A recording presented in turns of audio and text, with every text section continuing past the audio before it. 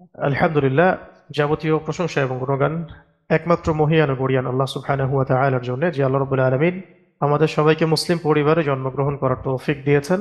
আল্লাহ রাব্বুল আলামিন আমাদের সবাইকে সুস্থ শরীরে আজকের এই দ্বীনি দার্সে বসার তৌফিক দান করেছেন, অনলাইন সেমিনার অ্যাটেন্ড করার তৌফিক দান করেছেন।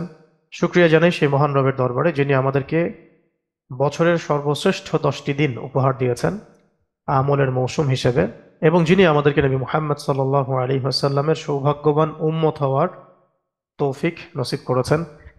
আমরা শুকরিয়া স্বরূপ সকলেই হৃদয়ের অন্তঃস্থল থেকে বলি আলহামদুলিল্লাহ, আল্লাহুম্মা লাকাল হামদ হামদান কাসীরান তাইয়িবান মুবারাকান ফীহ।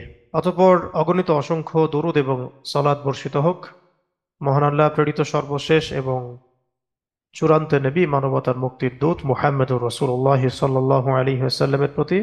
আমরা একবার সকলেই বিনয়ের সাথে দরুদ পাঠ করি। আল্লাহুম্মা সাল্লি আলা মুহাম্মদ ওয়া আলা আলি মুহাম্মদ কামা সাল্লাইতা আলা ইব্রাহিম ওয়া আলা আলি ইব্রাহিম ইন্নাকা হামিদুম মাজিদ। আল্লাহুম্মা বারিক আলা মুহাম্মদ ওয়া আলা আলি মুহাম্মদ কামা বারাকতা আলা ইব্রাহিম ওয়া আলা আলি ইব্রাহিম ইন্নাকা হামিদুম মাজিদ। সম্মানিত দিনী ভাই ও বোনেরা, আশা করি আপনারা সবাই ভালো আছেন, সুস্থ আছেন এবং ঈমান ও আমলের হালতে আছেন।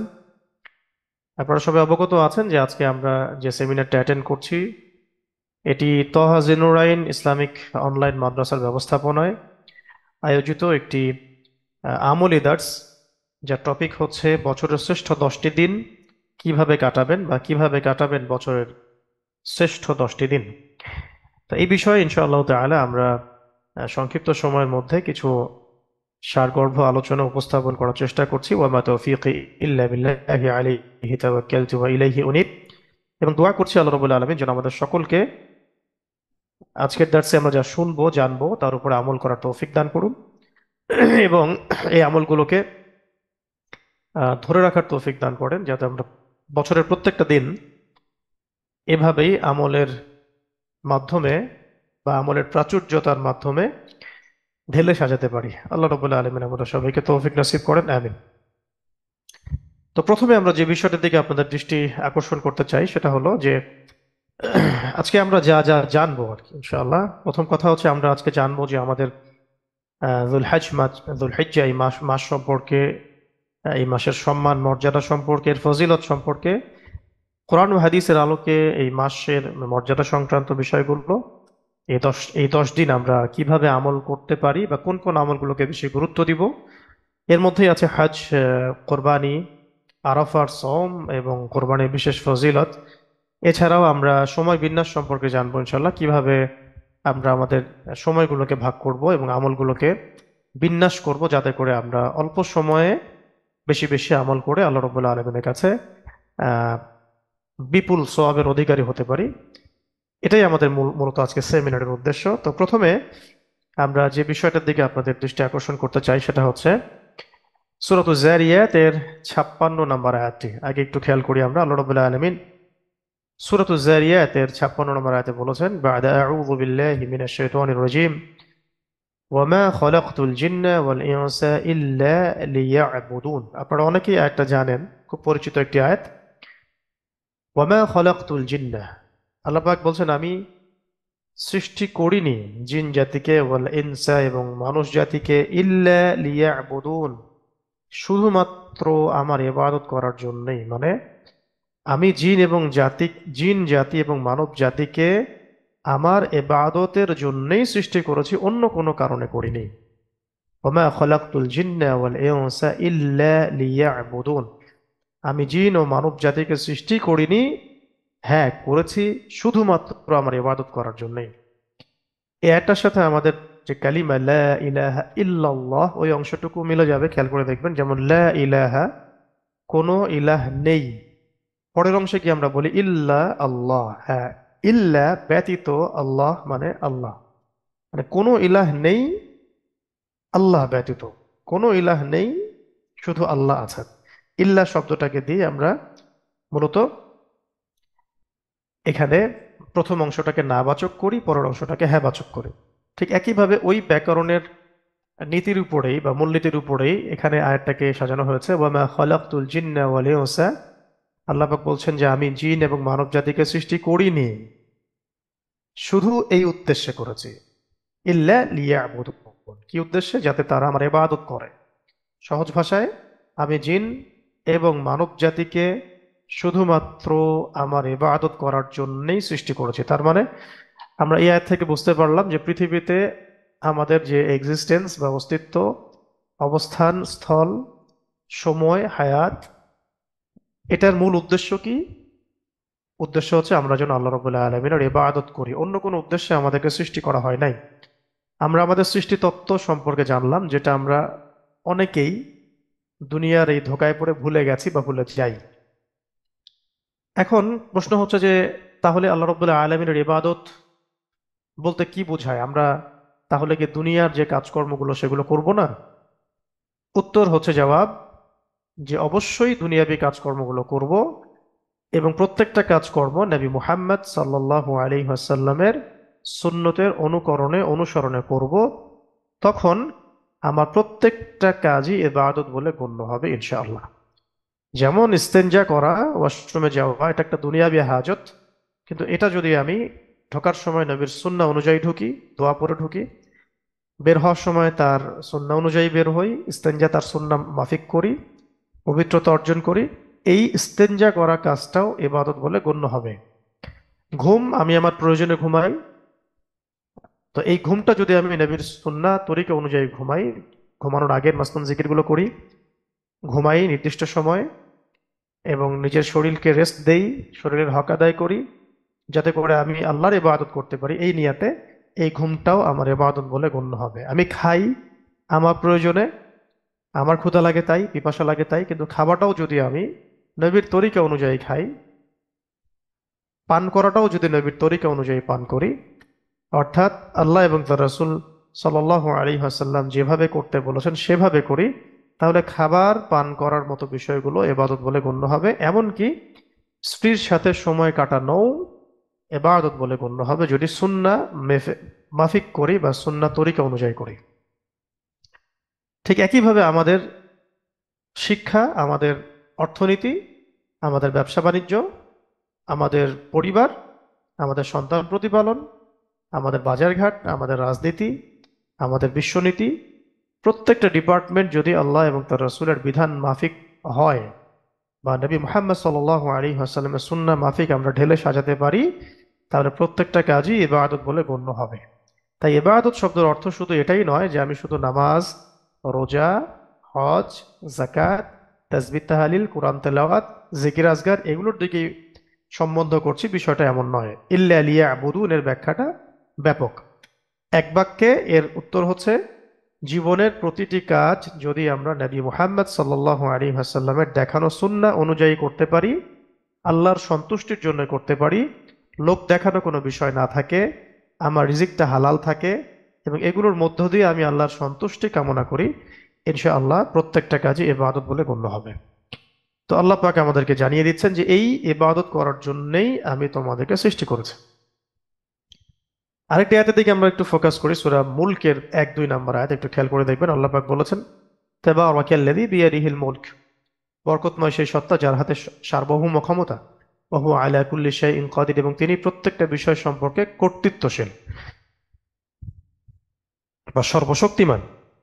কোন আল্লাহ? আল্লাযী, যিনি খলাকাল মাউতা ওয়াল হায়াতা, যিনি মৃত্যু সৃষ্টি করেছেন এবং জীবন সৃষ্টি করেছেন।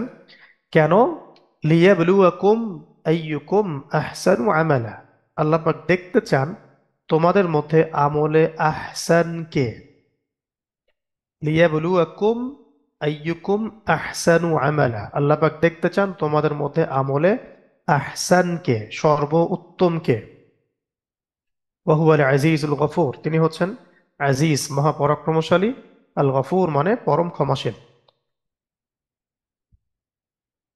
এখানে আমরা বুঝতে পারছি যে আল্লাহ রাব্বুল আলামিন আমাদেরকে যে জীবন দিয়েছেন, মৃত্যু দিবেন, দুনিয়ার জীবনের এই যে হাকিকত, এর পিছনে মূল নিগুর যে রহস্য বা উদ্দেশ্য সেটা কি? সেটা হলো লিয়াবলুয়াকুম আইয়ুকুম আহসানু আমালা, এই অংশটুকু, যে আল্লাহ রাব্বুল আলামিন দেখতে চান আমাদের মধ্যে আমলে শ্রেষ্ঠ কে, বেস্ট কে, আহসান কে। হাসান মানে সুন্দর। আহসান মানে সবচেয়ে সুন্দর, হাসান মানে উত্তম, আহসান মানে সর্বোত্তম। আর এখানে বলা হয়েছে আমলে সর্বোত্তমকে, বলা হয়নি আমলে আকসার, আকসারু আমালা, আইয়ুকুম আকসারু আমালা, এমনটা বলা হয়নি যে আমল বেশি কার, আমল তোমাদের মধ্যে বেশি কার, এটা বলা হয়নি। বলা হয়েছে আমল তোমাদের মধ্যে সবচেয়ে সুন্দর কার। ঠিক আছে, আমি হয়তো বোঝাতে পারছি কিনা। আমল সবচেয়ে সুন্দর কার আল্লাহ পাক সেটা দেখতে চান, আমল সবচেয়ে বেশি কার এটা না আয়াতের উদ্দেশ্য। আহসান, সবচেয়ে সুন্দরভাবে কে আমল করছে। তো প্রথমে আমরা জেনেছি আল্লাহ পাক আমাদেরকে সৃষ্টি করেছেন তার ইবাদত করার জন্যই, অন্য কোনো উদ্দেশ্য নয়। ইবাদতের ডেফিনেশন ব্যাখ্যাও কিছুটা জেনেছি। এখন জানলাম যে আল্লাহ রাব্বুল আলামিন আমাদেরকে পরীক্ষা করছেন দুনিয়াতে। আল্লাহ পাক দেখতে চান আমাদের মধ্যে আমলের সবচেয়ে উত্তম কে। পরে আল্লাহ রাব্বুল আলামিন সূরা আলে ইমরানের 85 নম্বর আয়াতে আল্লাহ পাক বলেছেন যে 185 নম্বর আয়াতে যে কুল্লু নাফসিন যায়িকাতুল মাউত। আয়াতটা আপনারা সবাই জানেন যে প্রত্যেক নফস মৃত্যুর স্বাদ গ্রহণ করবে। ওয়া ইয়াউমা তুওয়াফাউনা উজুরাকুম ইয়াউমাল কিয়ামা, কিয়ামতের দিনে তোমাদেরকে তোমাদের প্রতিদান দেয়া হবে। ফামান যুহজিহা আনিন নারি ওয়া উদখিলাল জান্নাতা ফাকাদ ফাজ। যে ব্যক্তিকে কিয়ামতের দিনে জাহান্নামের আগুন থেকে বাঁচানো হবে এবং জান্নাতে প্রবেশ করানো হবে, সেই সফল। এখানে আল্লাহ পাক আবার সাফল্যের ডেফিনেশন দিয়েছেন। সাফল্যের সংজ্ঞাটা কি? সংজ্ঞাটা হচ্ছে যে ব্যক্তি পরকালে জাহান্নাম থেকে মুক্তি পাবে এবং জান্নাতে প্রবেশ করতে পারবে। শেষের অংশে আল্লাহ বলেছেন ওয়ামাল হায়াতুদ দুনিয়া ইল্লা মাতাউল গুরুর, এই দুনিয়ার জীবনটা প্রতারণা ছাড়া আর কিছুই না, ধোঁকা। তো আয়াতগুলো বিশ্লেষণ করলে আমরা একটা জিনিস বুঝতে পারছি যে আল্লাহ পাক আমাদেরকে তার ইবাদত করার জন্য সৃষ্টি করেছেন, যেটা আমাদের পৃথিবীতে পাঠানোর মূল উদ্দেশ্য। এবং এখানে আল্লাহ পাক আমাদেরকে পরীক্ষা করছেন। আল্লাহ দেখতে চান রব্বুল আলামিন যে আমাদের মধ্যে আমলে কে শ্রেষ্ঠ, এবং এইভাবে আমলে শ্রেষ্ঠ হয়েই, সর্বোত্তম হয়ে যদি মানুষ জাহান্নাম থেকে মুক্তি পায়, জান্নাতে প্রবেশ করতে পারে, পুলসিরাত পার হতে পারে, সেই সফল, বাকি কেউ সফল নয়। তা আমরা এই কথাগুলো সহজে বুঝতে পারলাম, কিন্তু সমস্যা একটা জায়গায়, সেটা হলো যে অন্যান্য উম্মাহরা, এর এর পূর্বে যে উম্মাহ বা সম্প্রদায় পৃথিবী থেকে চলে গেছেন, নূহ আলাইহিস সালামের কওম, তারপরে আপনার ইব্রাহিম আলাইহিস সালামের কওম, বনু ইসরাইল, নবী মূসার কওম, ঈসা ইবনে মারইয়ামের কওম, সবার যে হায়াত, দুনিয়ার জীবনের স্থিতিকাল, এটা আমাদের তুলনায় অনেক বেশি ছিল। ঠিক আছে, এমনও হয়েছে যে আম, কোন উম্মাহ, জনগণ, জনগণ, তারা 500 বছর, 1000 বছর আল্লাহ পাকের ইবাদতই করেছেন, এমনও কিন্তু হিস্ট্রিতে ঘটনা আছে অন্যান্য নবীদের ক্ষেত্রে। কিন্তু আমাদের নবী মুহাম্মদ সাল্লাল্লাহু আলাইহি ওয়াসাল্লামের উম্মাহ আমরা যারা আছি, আমাদের আহ, দুনিয়ার জীবনের হায়াতটা আল্লাহ পাক সংক্ষিপ্ত করেছেন। এটা হতে পারে 60 থেকে 70 বছর, কারো ক্ষেত্রে হয়তো 80, 90 বা সর্বোচ্চ 100 বছর।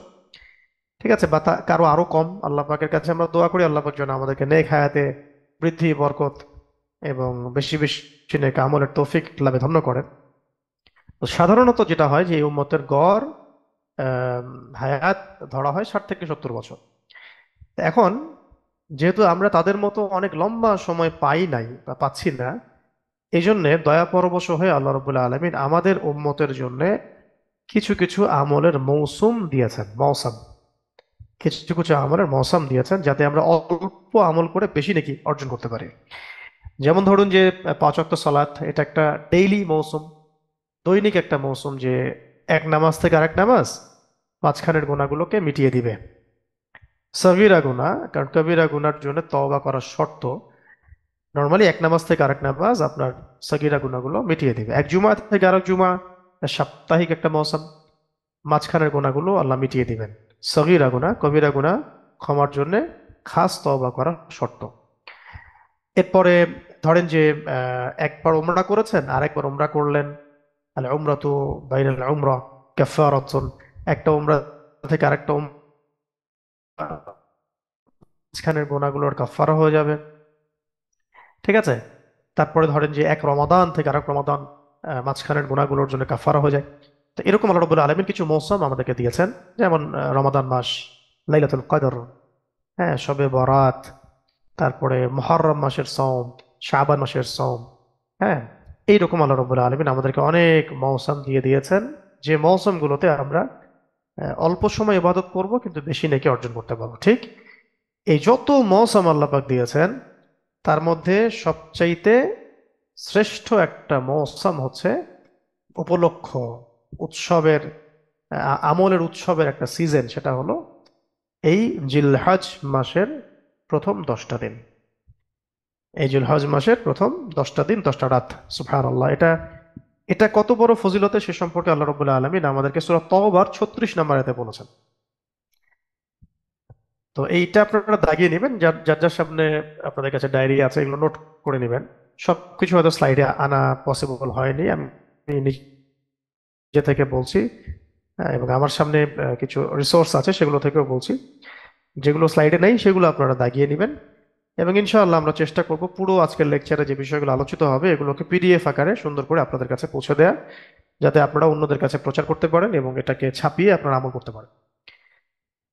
তো সূরা তওবার 36 নম্বর আয়াতে গিয়ে আপনি পাবেন যে আল্লাহ রাব্বুল আলামিন বলেছেন, ইন্না ইদ্দাতাশ শুহুরি ইনদাল্লাহি 12 শাহরান ফি কিতাবিল্লাহ ইয়াওমা খালাকাস সামাওয়াতি ওয়াল আরদা মিনহা আরবাআতুন হুরুম। আল্লাহ রাব্বুল আলামিন বলছেন যে যেদিন থেকে আল্লাহ পাক আসমান সমূহ এবং জমিন সৃষ্টি করেছেন ওই দিন থেকেই আল্লাহ পাক 12 মাসে সময়কে বিন্যস্ত করেছেন। 12 মাসে সময়কে বিন্যস্ত করেছেন, তার মধ্যে 4টা মাসকে আল্লাহ পাক মহা সম্মানিত করেছেন। মিনহা আরবাআতুন হুরুম, তার মধ্যে 4টা মাসকে আল্লাহ পাক মহা সম্মানিত করেছেন। এবং ওই 4টা মাস কি কি সেটা এসেছে সহিহ বুখারীর একটা হাদিসে, 4662 নম্বর একটা হাদিসে।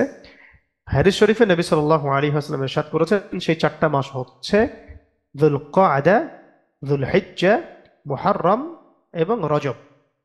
আমি আবার বলছি সেই 4টা মাস হচ্ছে যুলকাআদা, যুলহিজ্জা, মুহররম এবং রজব। এছাড়াও রমাদানের মাসের ফজিলত তো আলাদাভাবে জানেন, সেটা আলাদা আলোচনায় আসবেন ইনশাআল্লাহ। রমাদানের সেমিনারে আমরা শিখবো ইনশাআল্লাহ। তো মূলত এই 4টা মাসকে হারাম বলা হয়, মহাসম্মানিত, মানে এই 4টা মাসে যুদ্ধ বিগ্রহ নিষিদ্ধ। আরবের মধ্যে এই 4টা মাসে আইয়ামে জাহিলিয়াতেও তারা এই 4 মাসে যুদ্ধ বিগ্রহ করতো না। তো দেখুন এখন এই মুহররমের, মানে এই মুহররম বলেন, রজব বলেন, যুলকাআদা, যুলহিজ্জা, এর মধ্যে সারা বিশ্বব্যাপী যুদ্ধ বিগ্রহ কি আদৌ বন্ধ আছে? তাহলে আমরা কি সত্যি সত্যি আইয়ামে জাহিলিয়াত থেকে বের হতে পেরেছি, নাকি নতুন করে আমরা আবারও জাহিলিয়াতের মধ্যে প্রবেশ করেছি? এগুলো ভাবার বিষয় আছে। তো এই 4টা মাসকে আল্লাহ রাব্বুল আলামিন মহা সম্মানিত বলেছেন। তার মধ্যে ইবনে মাজাহ শরীফে একটা হাদিস এসেছে, 3931 নম্বর হাদিস। 3931 নম্বর হাদিসে নবী করিম সাল্লাল্লাহু আলাইহি ওয়াসাল্লাম ইরশাদ করেছেন যে আলা ওয়া ইন্না আহরামাশ শুহুরি শাহরুকুম হাযা। তোমরা জেনে রাখো যে এই 4টা হারাম মাসের মধ্যে সর্বশ্রেষ্ঠ মাস হচ্ছে জিলহজ। মানে এই 4টা মাস তো হারাম করাই হয়েছে, মহাসম্মানিত, তার মধ্যে আবার এই যুলকাআদা, যুলহিজ্জা, মুহররম, রজব, এই 4টা হারাম মাসের মধ্যেও সর্বশ্রেষ্ঠটা হচ্ছে যুলহিজ্জা। এইটা তাহলে আমরা বুঝতে পারলাম যে এই মাসটা আল্লাহ পাকের কাছে কত সম্মানিত। এবং এই মাসে আল্লাহ রাব্বুল আলামিন আমাদেরকে কত গুরুত্বের সাথে মানে আমল করার তাগাদা দিচ্ছেন, এটা আমরা কিন্তু অনুমান করতে পারছি। তো সূরা তওবার এই যে 36 নম্বর আয়াতটা আপনারা এখানে দেখতে পাচ্ছেন, যে আমি স্লাইডটা যেটা ওপেন করেছি এখানেও আছে, দেখবেন যে ইন্না ইদ্দাতাশ শুহুরি ইনদাল্লাহি 12 শাহরান ফি কিতাবিল্লাহি ইয়াওমা খালাকাস সামাওয়াতি ওয়াল আরদা মিনহা আরবাআতুন হুরুম।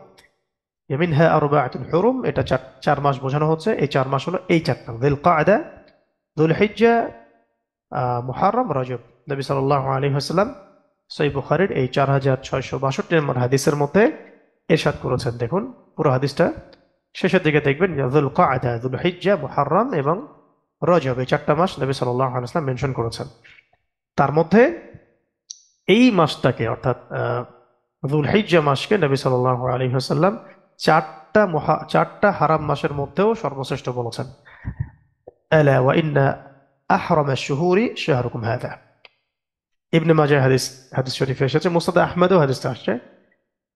তো এখান থেকে আমরা এই মাসগুলোর ফজিলত সম্পর্কে জানতে পারলাম, স্পেশালি যুলহিজ্জা মাসের কি সম্মান সেটা জানতে পারলাম।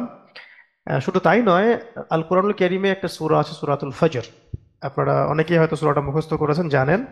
সেখানে প্রথমে দেখবেন লেখা আছে বা'দা আউযু বিল্লাহি মিনাশ শাইতানির রাজিম ওয়াল ফাজরি ওয়া লায়ালিন আশর, ওয়াল ফাজরি ওয়া লায়ালিন আশর।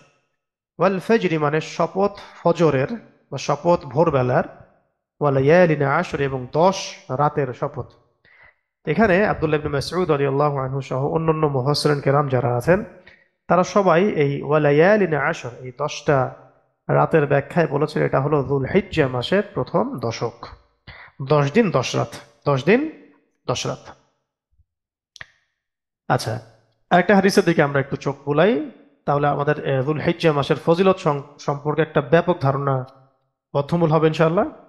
হাদিসটা আমি পড়ছি, আপনারা একটু খেয়াল করুন। হাদিসটা আবু দাউদ শরীফে আসছে, সহিহ বুখারী শরীফে আসছে, তিরমিজিতে আসছে, ইত্যাদি অন্যান্য অনেক কিতাবে আসছে। মা মিন আইয়ামিন ক্বালা রাসূলুল্লাহ সাল্লাল্লাহু আলাইহি ওয়াসাল্লাম, নবী সাল্লাল্লাহু আলাইহি ওয়াসাল্লাম ইরশাদ করেছেন, মা মিন আইয়ামিল আমালুস সালিহু ফিহা আহাব্বু ইলাল্লাহ আযজা ওয়া জাল্লা মিন হাযিহিল আইয়াম ইয়ানি আইয়ামাল আশর। নবী সাল্লাল্লাহু আলাইহি ওয়াসাল্লাম বলেছেন যে মা মিন আইয়ামিন, এমন কোন মানে দিন নাই বা এমন কোন দিনের আমালুস সালিহ সৎ আমল নাই, এমন কোন দিনের শতামল নেই যা কিনা আহাব আহাব আহাব ইলাল্লাহ, এটা আল্লাহ পাকের কাছে পছন্দের, মিন হাদিহিল আইয়াম, এই দিনগুলো ছাড়া। এই দিনগুলো বলতে ইয়ানি আইয়ামুল আশর, মানে এই 10 দিন, অর্থাৎ যুলহিজ্জার 10 দিন 10 রাত। ক্বালু, সাহাবায়ে কেরাম রাদিয়াল্লাহু আনহুম তারা বললেন যে ইয়া রাসূলুল্লাহ সাল্লাল্লাহু আলাইহি ওয়াসাল্লাম, হে আল্লাহর রাসূল সাল্লাল্লাহু আলাইহি ওয়াসাল্লাম, ওয়ালাল জিহাদু ফি সাবিলিল্লাহ, আল্লাহর রাস্তায় জিহাদ করাও কি নয়, আল্লাহ পাকের পথে জিহাদ করাও কি এই 10 দিনের নেক আমলের চাইতে অধিক ফজিলতপূর্ণ নয়? উদ্দেশ্য এটা। ক্বালা, নবীজি বললেন, ওয়ালাল জিহাদু ফি সাবিলিল্লাহ, এমন কি আল্লাহ পাকের রাস্তায় জিহাদ করাও নয়। সুবহানাল্লাহ। তবে ইল্লা, ওই ব্যক্তির কথা ভিন্ন, রাজুলুন খরাজা বিনাফসিহি ওয়া মালিহি থুম্মা লাম ইয়ারজি' মিন যালিকা বিশাই। তবে ওই ব্যক্তির কথা ভিন্ন, ওই ব্যক্তির কথা ভিন্ন কোন ব্যক্তি? যে ব্যক্তি তার নিজের জান এবং মাল নিয়ে আল্লাহর পথে বের হয়ে গেছে, ওয়ালাম ইয়ারজি' মিন যালিকা বিশাই, এবং তার কোনো কিছু নিয়ে সে আর ফেরত আসে নাই, অর্থাৎ সে শাহাদাত বরণ করেছে, সেই ব্যক্তির কথা ভিন্ন। এছাড়া অন্য সমস্ত নেক আমলের চাইতে এই 10 দিনের নেক আমল আল্লাহ রাব্বুল আলামিনের কাছে সবচাইতে বেশি পছন্দের। তাহলে এর চেয়ে বড় দলিল আর রেফারেন্স তো প্রয়োজন হচ্ছে না এই বিষয়টা বোঝার জন্য। তা আমরা বুঝতে পারলাম যে আল্লাহ পাক আমাদেরকে কেন সৃষ্টি করেছেন। এখানে আমরা পরীক্ষা দিচ্ছি, আমলে শ্রেষ্ঠ হতে হবে, আমলে অধিক বেশি না, আমাদেরকে আমলটা সুন্দর করে সর্বশ্রেষ্ঠ আমল করতে হবে। তারপরে কারণ এটাই আমাদেরকে পুলসিরাত পার করাবে ইনশাআল্লাহ তাআলা, তাহলে আমরা সফল হতে পারবো। যেমন সাফল্যের ডেফিনেশন শিখেছি আমরা সূরা আল ইমরানের 185 নম্বর আয়াত থেকে। তারপরে আমরা হারাম মাসগুলো সম্পর্কে জানলাম, এবং তার মধ্যে সর্বশ্রেষ্ঠ মাস হচ্ছে যুলহিজ্জা। এই যুলহিজ্জার ফজিলত সংক্রান্ত একটা অনবদ্য হাদিস আমরা শিখে ফেললাম। এখন আসেন যে আহ, আমরা এই 10টা দিন, তাহলে এখন 10 দিন 10 রাত কিভাবে কাটাবো, বা কিভাবে কাটালে পরে আমরা সবচেয়ে ইফেক্টিভলি যুলহিজ্জার 10টা দিন 10টা রাত কাটাতে পারবো বলে আমরা আশা করতে পারি। তো এটা নিয়ে আমি একটু বিস্তারিত কথা বলতে চাই। আপনারা সবাই আপনাদের নোটস গুলোকে সামনে রাখেন। আমি কিছু পয়েন্ট নোট আউট করেছি যেগুলোর মধ্য দিয়ে আমরা আশা করি ইনশাআল্লাহ এই 10টা দিন 10টা রাতকে সবচেয়ে ইফেক্টিভলি ইউটিলাইজ করতে পারবো ইনশাআল্লাহ। আমরা বুঝতে পেরেছি এই পর্যন্ত যে এই মহাসম্মানিত এই মাসে, মহাসম্মানিত এই দশকে আমাদের কাজ হচ্ছে মহাসম্মানিত সত্তার পছন্দ মোতাবেক, মানে পছন্দনীয় আমলগুলো করা, এবং সেটা মহাসম্মানিত রসূল মুহাম্মদ সাল্লাল্লাহু আলাইহি ওয়াসাল্লামের সুন্নাহ পদ্ধতিতে আমলগুলো আঞ্জাম দেওয়া এবং এভাবে নিজেকে ব্যস্ত রাখা। তো আচ্ছা, একটা বিষয় আমি ছুটে গিয়েছিলাম, সেটা একটু বলে দেই মাঝখানে। এখন আমরা যাব এই টপিকে যে আমরা কিভাবে এই 10টা দিন 10টা রাত কাটাবো, বা কোন কোন আমলগুলোকে বেশি গুরুত্ব দিব, কিভাবে সময়কে বিন্যাস করব, এবং আমরা দিন রাতটাকে কিভাবে ঢেলে সাজাবো যাতে আমরা বেশি আমল করতে পারি, অল্প সময় কাজে লাগাই। তার আগে আমি দুটো বিষয় আপনাদের দৃষ্টি আকর্ষণ করতে চাই। একটা হলো আমরা আগে নিয়তটাকে বিশুদ্ধ রাখবো। সবার আগে আমরা নিয়তটাকে বিশুদ্ধ রাখবো, খালেস রাখবো। আমাদের নিয়তের মধ্যে যেন কোনো প্রকার লৌকিকতা না আসে, দুনিয়াবি কোনো মানে কি বলবো যে খায়সাত, এগুলো যেন আমাদেরকে না পেয়ে বসে। আমরা যেন শুধুমাত্র আল্লাহ রাব্বুল আলামিনের সন্তুষ্টির জন্য নবী করিম সাল্লাল্লাহু আলাইহি ওয়াসাল্লামের সুন্নত তরিকায় এবং হালাল রিজিক রিজিক খেয়ে যেন এই ইবাদতগুলো করতে পারি। কারণ আমরা এই হাদিসটা সবাই জানি যে ওমর রাদিয়াল্লাহু আনহু থেকে বর্ণিত, সহিহ বুখারীর 1 নম্বর একটা হাদিস আছে, অন্যান্য অনেক কিতাবে এসেছে যে আহ قال قال আমিরুল মুমিনিন ওমর ইবনে খাত্তাব রাদিয়াল্লাহু আনহু তিনি বলেছেন যে সামিআতু নবী সাল্লাল্লাহু আলাইহি ওয়াসাল্লাম ইয়াকুল, নবী করিম সাল্লাল্লাহু আলাইহি ওয়াসাল্লামকে তিনি বলতে শুনেছেন যে ইন্নামাল আমালু বিন্নিয়াত, প্রত্যেকটা কাজের ফলাফল নিয়তের উপর নির্ভর করে। সহিহ বুখারীতে আরেকটা হাদিস আছে এই সংক্রান্ত যে ইন্নামাল আমালু বিল খাওয়াতিম, আমলের পরিণতি তার শেষ অবস্থার উপর নির্ভর করে। তো আমরা খুব ভালো করেই জানি যে আল্লাহ পাকের সন্তুষ্টি ছাড়া অন্য কোনো উদ্দেশ্যে যদি আমরা আমল করি সে আমল কবুল হবে না। তাই সমস্ত লৌকিকতা পরিহার করতে হবে, লোক দেখানো আমল ত্যাগ করতে হবে, হারাম রিজিক ত্যাগ করতে হবে, গোনাহ থেকে বেঁচে থাকতে হবে। কারণ আমি একটু আগে পড়াশোনা করতে গিয়ে ইবনে রজব হাম্বলি রাহিমাহুল্লাহর একটা বিখ্যাত উক্তি পেয়েছিলাম। তিনি বলছিলেন যে এই যে সময়গুলোতে আল্লাহ পাকের রহমত বর্ষিত হয় বা যে সময়গুলোতে আল্লাহ রাব্বুল আলামিন ক্ষমা করে থাকেন, যেমন এই যে যুলহিজ্জার দশক, এই সময়গুলোতে আল্লাহ পাকের গোনাহ থেকে, আল্লাহ পাকের নিষেধকৃত মানে বিষয়গুলো যেগুলো গোনাহ, আল্লাহ পাকের নিষেধকৃত বিষয়গুলো যেগুলো মাসিয়া বলি আমরা, বা আল্লাহ পাকের অবাধ্যতা, এগুলো থেকে বেঁচে থাকাটা খুবই জরুরি। বিশেষ করে যে সময়গুলোতে আল্লাহ রাব্বুল আলামিনের ক্ষমা রহমত বর্ষিত হতে থাকে, ওই সময়গুলো, ওই দিনগুলো, ওই রাতগুলো, ওই মাসগুলো, ওই ওয়াক্তগুলো, ওই সময়গুলোতে বিশেষ করে আল্লাহ পাকের মাসিয়াত বা অবাধ্যতা থেকে বেঁচে থাকা জরুরি। না হলে এতে করে আল্লাহ রাব্বুল আলামিনের ক্রোধ আমাদের উপরে বর্ষিত হয়ে যেতে পারে। নাউজুবিল্লাহ, আল্লাহ পাক আমাদেরকে হেফাজত করেন, আমিন। এক কথায় আল্লাহ পাকের যখন রহমত বর্ষিত হচ্ছে, আল্লাহ পাকের ক্ষমা বর্ষিত হচ্ছে, ওই সময় ওই সিজনগুলোতে আরো বেশি করে আমাদের চেষ্টা করতে হবে যেন আমরা আল্লাহ পাকের অবাধ্যতামূলক কোনো কাজে লিপ্ত না হই, হোক সেটা মিথ্যা বলা বা হারাম খাওয়া বা গীবত করা বা চগলখড়ি করা বা জিনা বা ব্যভিচার ইত্যাদি ইত্যাদি, যত প্রকার কবিরা গুনাহ আছে এগুলোকে আমাদেরকে ছেড়ে দিতে হবে। আল্লাহ পাক আমাদেরকে ছাড়ার তৌফিক দান করেন এবং ছাড়ার উপরে ইস্তেকামাহ অর্জন করার তৌফিক দান করেন, অটল থাকার তৌফিক দান করেন। এই জন্য প্রথমে আমি লিখেছি যে এখানে যে প্রথমে নিয়াতটাকে বিশুদ্ধ করতে হবে এবং সমস্ত লৌকিকতা পরিহার করতে হবে।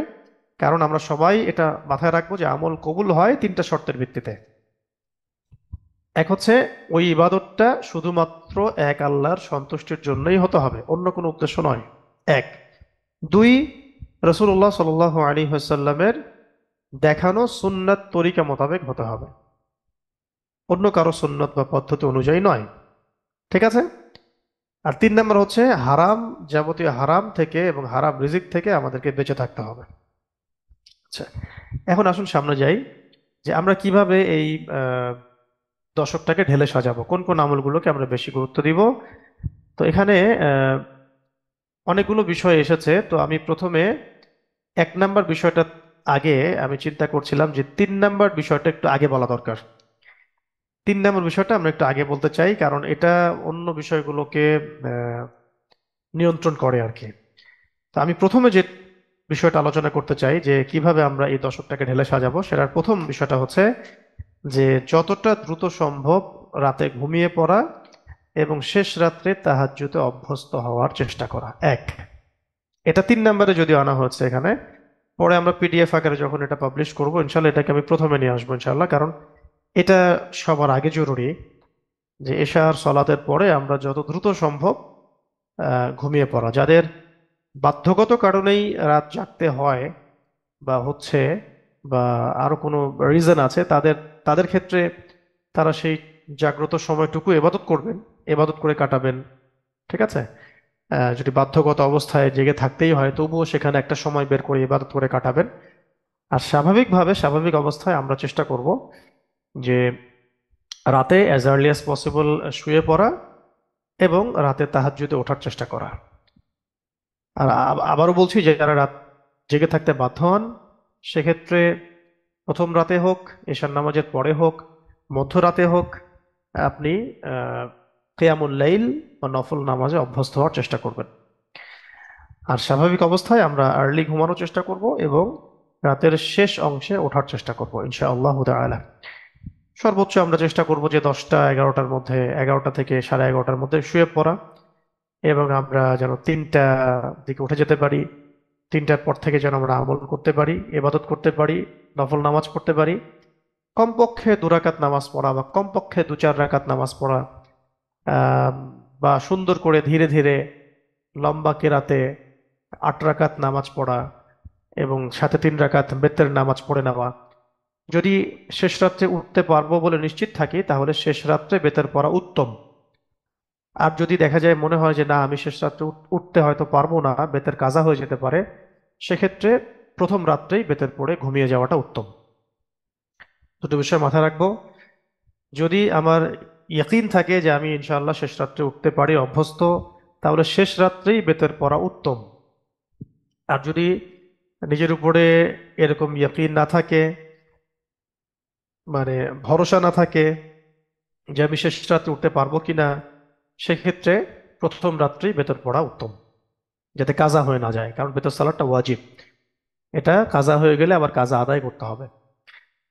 আচ্ছা, তো একটা বিষয় মাথায় রাখবো যে নবী সাল্লাল্লাহু আলাইহি ওয়াসাল্লাম থেকে শুরু করে আগেকার যত নবী রসুল ছিলেন, এছাড়া সাহাবাই কেরাম, সালফে সালেহিন, প্রত্যেক যুগে যুগের বরেণ্য আল্লাহর ওলিগণ, মুহাদ্দিস, মুফাসসির, ফকিহ, ওলামায়ে কেরাম, বুজুর্গানে দিন, তাদের সবার একটা কমন ইবাদত হচ্ছে তাহাজ্জুদের নামাজ।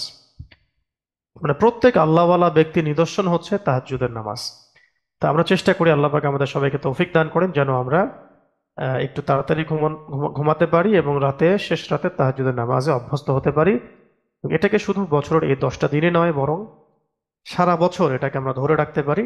তাহলে ইনশাল্লাহ আমরা আধ্যাত্মিকভাবে যেমন আমাদের স্তর উন্নত হবে, আল্লাহ পাকের নৈকট্য অর্জন করতে পারবো, রহমত পাবো, দোয়া কবুল হবে, আহ জীবনও সুন্দর হবে। পাশাপাশি দেখবেন শারীরিকভাবেও মানসিকভাবেও আমরা প্রফুল্ল থাকতে পারছি এবং সুস্থতাও আল্লাহ পাক আমাদেরকে দান করবেন ইনশাআল্লাহ। একটা হাদিস আমরা অনেকে জানি, যদিও এখানে স্লাইডে এটা নেই, আমরা জানি অনেকে যে আল্লাহ রাব্বুল আলামিন রাতের শেষ অংশে আহ্বান করতে থাকেন, হ্যাঁ, যে কে আছো আমার কাছে কিছু চাইবে, কে আছো আমাকে ডাকবে, কে আছো আমার কাছে ক্ষমা চাইবে, হ্যাঁ, বা কে আছো আমার কাছে কিছু চাইবে, আমি তাকে দিব, আমি তার কথা শুনবো, আমি তাকে ক্ষমা করব। এইভাবে আল্লাহ রাব্বুল আলামিন একদম ফজর পর্যন্ত আহ্বান করতে থাকেন। তো এই সময়টাতে 2-4 রাকাত নামাজ পড়া বা 8 রাকাত নামাজ পড়া বা বেতর সহ 11 রাকাত নামাজ পড়া, পড়ে আল্লাহর কাছে কান্নাকাটি করা, দোয়া করা, ইস্তেগফার করা, সেজদায় বেশি বেশি দোয়া করা, বা প্রত্যেক 2 রাকাত পর পর হাত তুলে দোয়া করা, এই আমলগুলো খুবই চমৎকার আমল। এবং এগুলোর মধ্য দিয়ে বান্দা ধীরে ধীরে আল্লাহ পাকের নৈকট্য অর্জন করতে থাকে এবং আল্লাহ রাব্বুল আলামিনের রহমত, বরকত এবং নেয়ামত লাভে সে ধন্য হবে ইনশাআল্লাহ তাআলা। তো আমরা চেষ্টা করব, আমাদের জীবনে অনেকের অনেক চাওয়া, অনেক দোয়া, অনেক ইচ্ছা, অনেক বাসনা, অনেক সমস্যা, এগুলো থেকে উত্তরণের জন্য তাহাজ্জুদের সালাত একটা সবচেয়ে বড় অস্ত্র, এমন একটা অস্ত্র যেটা কখনো বিফল হবে না ইনশাআল্লাহ তাআলা। তো আমরা চেষ্টা করি বছরের শেষ, মানে বছরের এই 10টা স্পেশাল দিন, এই স্পেশাল দিনের রাতগুলো যেন মিস না হয়, আমরা তাহাজ্জুদে অভ্যস্ত হতে পারি। আল্লাহ পাক আমরা সবাইকে যেন তৌফিক এনায়েত করেন এবং রাতে একটু আর্লি শোয়ার তৌফিক দান করেন এবং শোয়ার আগে যে মাসনুন আমলগুলো আছে সেগুলো করার তৌফিক দান করেন। অনেকেই জানেন আপনারা যে শোয়ার আগে 3 কুল পড়তে হয়, বিসমিল্লাহ সহ, একবার সূরাতুল ইখলাস, তারপরে সূরা ফালাক, সূরা নাস, দুহাত একত্রিত করে ফু দিয়ে গায়ে মাসাহ করা, এরপরে এই কাজটা আরো একবার করা, মানে মোট 3বার করা।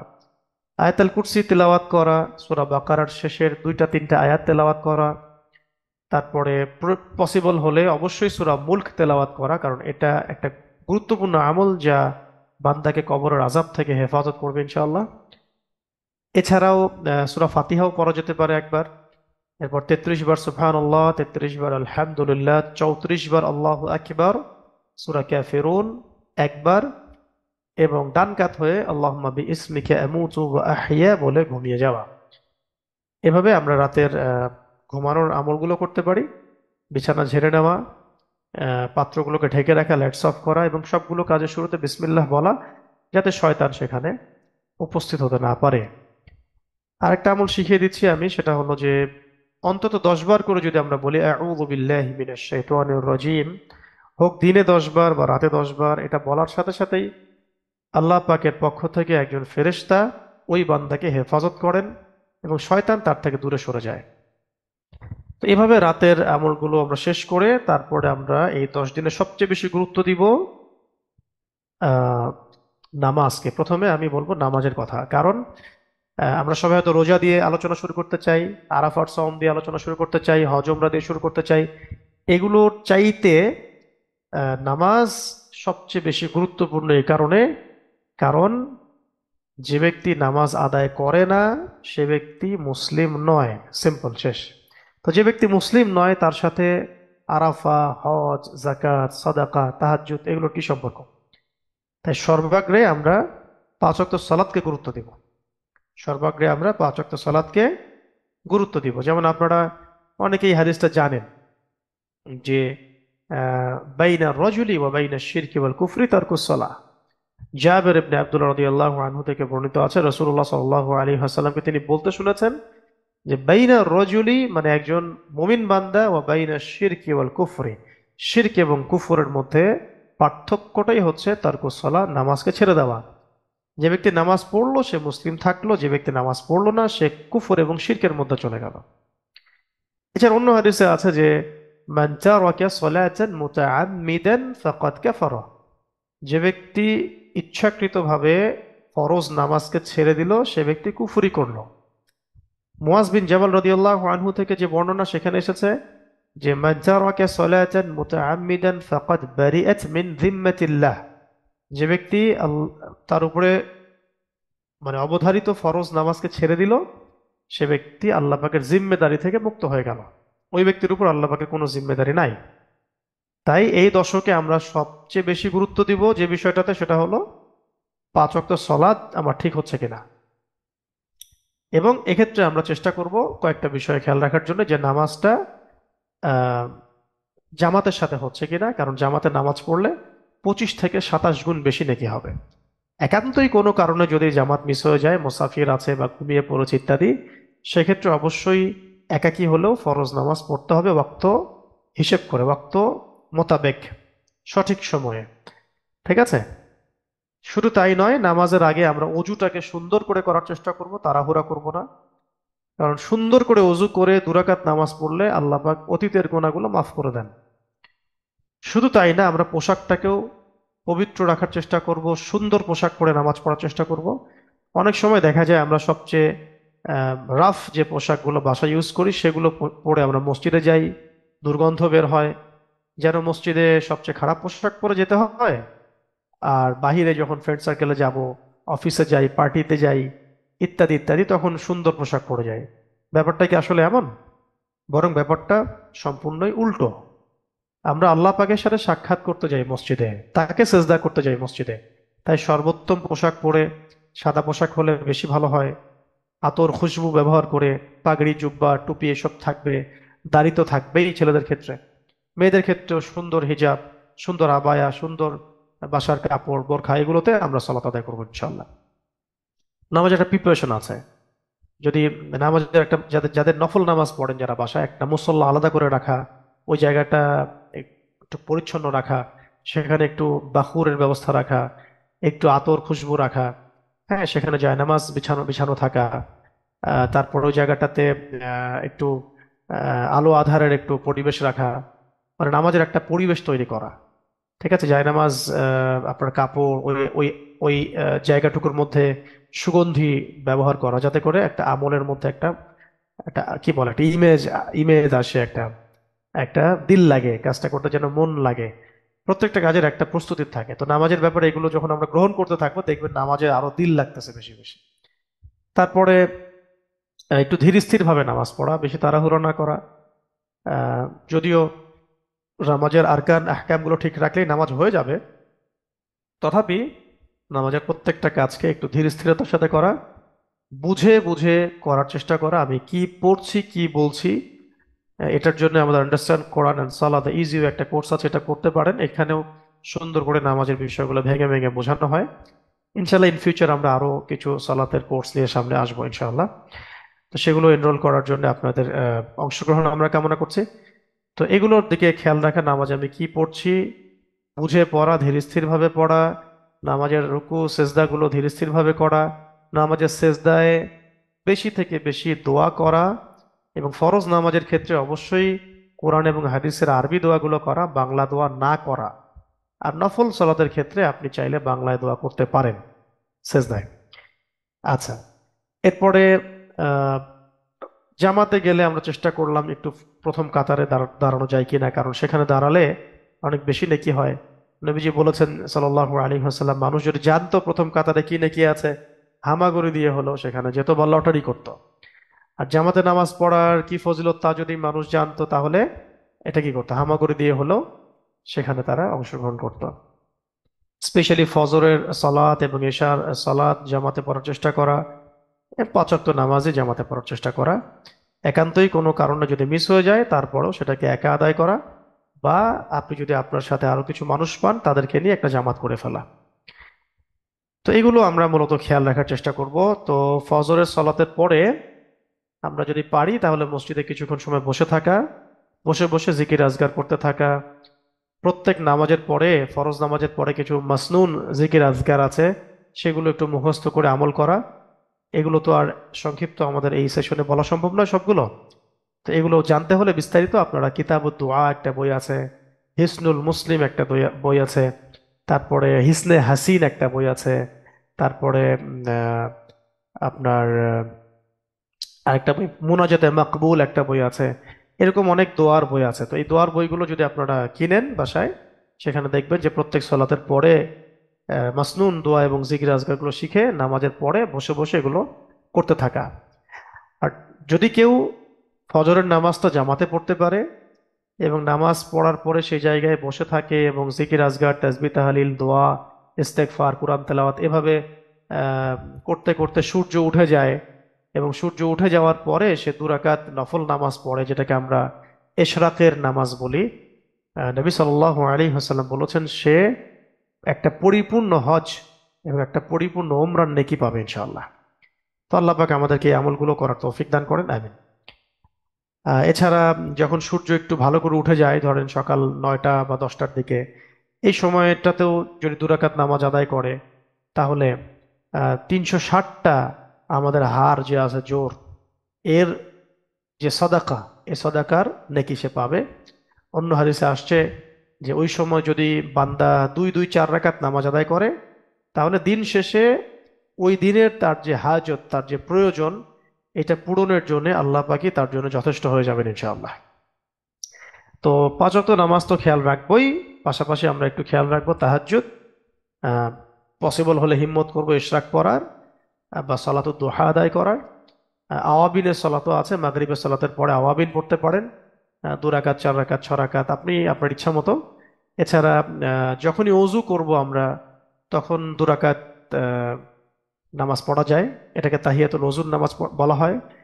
এছাড়া দুখুলুল মসজিদ একটা আছে, ওইটাও পড়তে পারেন, মসজিদে প্রবেশ করেই 2 রাকাত নামাজ পড়া, এটা।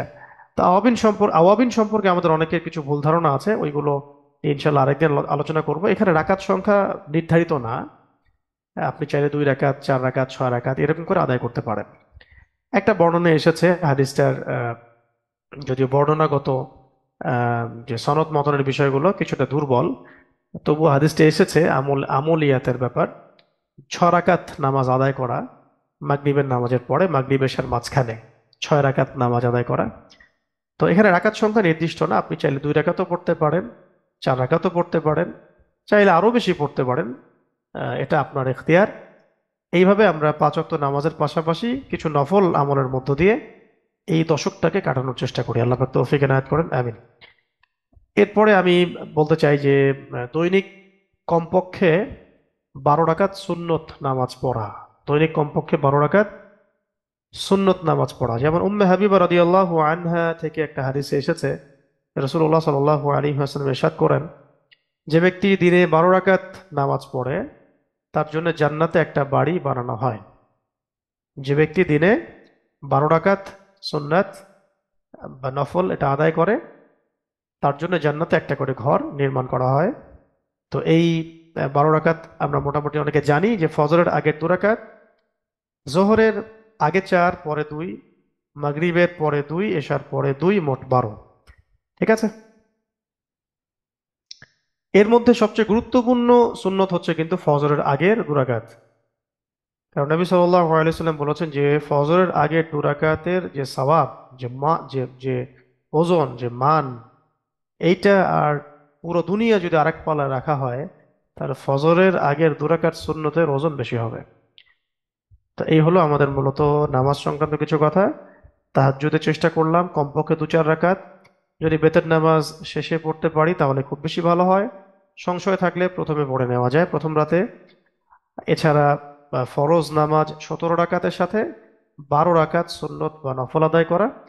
এছাড়াও যদি আমার পক্ষে সম্ভব হয় তাহলে ইশরাক, সালাতুদ দুহা, আওয়াবিন, তাহিয়াতুল মসজিদ, তাহিয়াতুল ওযু, এই নামাজগুলো আদায় করার চেষ্টা করা। এর সাথে 3 রাকাত বেতর অবশ্যই আদায় করব ইনশাআল্লাহ। 1 রাকাত বেতর নয়, 3 রাকাত বেতর অবশ্যই আদায় করব। প্রথমে 2 রাকাত পড়ে শেষ রাকাতকে বেতর করে নিব। তো এই হলো আমাদের সালাত সংক্রান্ত বিষয়গুলো। তারপরে আমরা চলে যাব দিনের বেলা রোজা রাখা। এই 10টা দিন আমরা কি করতে পারি? দিনের বেলা রোজা রাখতে পারি, এবং এটা খুবই খুবই গুরুত্বপূর্ণ আমল। এই 9টা রোজা আমরা সবাই রাখার নিয়াত করি।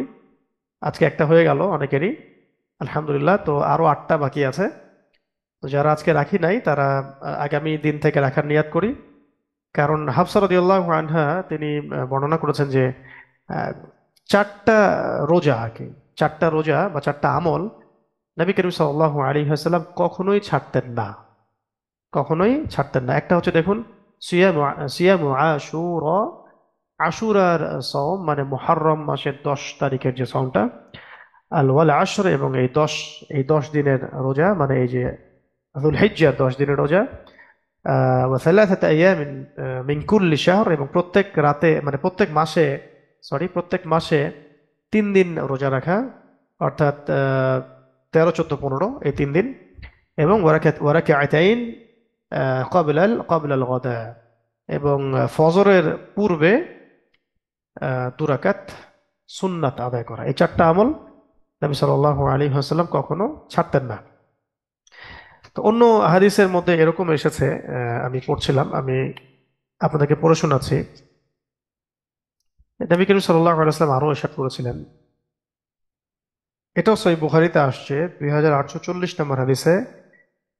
2840 নম্বর হাদিসে, এটা মনে রাখবেন, 2840 নম্বর হাদিসে এই রেফারেন্সটা আসছে যে قال رسول الله صلى الله عليه وسلم, রাসূলুল্লাহ সাল্লাল্লাহু আলাইহি ওয়াসাল্লাম বলেছেন, মা মিন আবদিন ইয়াসুমু ইয়াওমান ফি সাবিলিল্লাহ, আল্লাহ পাকের কোনো বান্দা, আল্লাহ পাকের যে কোনো বান্দা, মুসলিম বান্দা যদি আল্লাহর জন্যে, এখানে ফি সাবিলিল্লাহ অর্থ হচ্ছে আল্লাহ পাকের জন্যে, মানে আল্লাহর পথে বলতে আল্লাহর জন্যে একদিন রোজা রাখে, একটা দিন রোজা রাখে, ইল্লা বা'আদাল্লাহু বিযালিকাল ইয়াউমি ওয়াজহাহু আনিন নারি 70 খরিফা, আল্লাহ রাব্বুল আলামিন সেই একদিনের রোজার বিনিময়ে তার চেহারাকে জাহান্নামের আগুন থেকে 70 খরিফ দূরে রাখবেন। খরিফ মানে এখানে যুগ, বছর বা একটা নির্দিষ্ট একটা একক দূরত্ব বোঝানো হচ্ছে। এটা আহ, যেভাবে আপনি ব্যাখ্যা করেন। সলফে সালিন কেউ বলেছেন যে বছর বা এত যুগের পথ, আহ, এত দূরত্বের পথ। তো খরিফ একটা দূরত্ব বোঝানো হয়, একটা লম্বা দূরত্ব বোঝানো হয়। যে যে ব্যক্তি আল্লাহ রবুল্লা আলমিনের সন্তুষ্টির জন্য একদিন শ্রম রাখবে, তাহলে আল্লাহ রবুল্লা আলমিন ওই একদিন রোজার বিনিময়ে তার চেহারাকে 70 বছরের, জাহান্নাম থেকে 70 বছরের দূরত্বে রেখে দিবেন ইনশাআল্লাহ তাআলা। তাহলে আমরা 9টা রোজা রাখতে পারি ইনশাআল্লাহ। আল্লাহ পাক আমাদের সবাইকে তৌফিক দান করেন, আমিন। আর একটু আগে আমরা জানলাম যে নবী সাল্লাল্লাহু আলাইহি ওয়াসাল্লাম কখনো কিন্তু এই রোজাগুলো ছেড়ে দেন নাই। একটা হাদিস, অনবদ্য একটা হাদিস জানলাম আমরা, যে আহ, আল্লাহ রাব্বুল আলামিনের কোনো বান্দা যদি আল্লাহ পাকের সন্তুষ্টির জন্য একদিন রোজা রাখে, তাহলে আল্লাহ পাক তার চেহারাকে জাহান্নামের আগুন থেকে 70 বছরের বা 70 বছর যুগ দূরত্বে রেখে দিবেন ইনশাআল্লাহ তাআলা। তো আমরা দিনের বেলা সওম রাখবো ইনশাল্লাহ। তবে একটা বিষয় খেয়াল রাখবো যে সওমের মতো যেন রাখি, রমজান মাসে যেভাবে সওম রেখেছি, যেভাবে গুরুত্বের সাথে, সেইভাবে যেন সওম রাখি। স্পেশালি সওম রেখে এমন কোনো কাজ করা যাবে না যেটা আল্লাহ পাক হারাম করেছেন, অর্থাৎ কবিরা গুনাহ।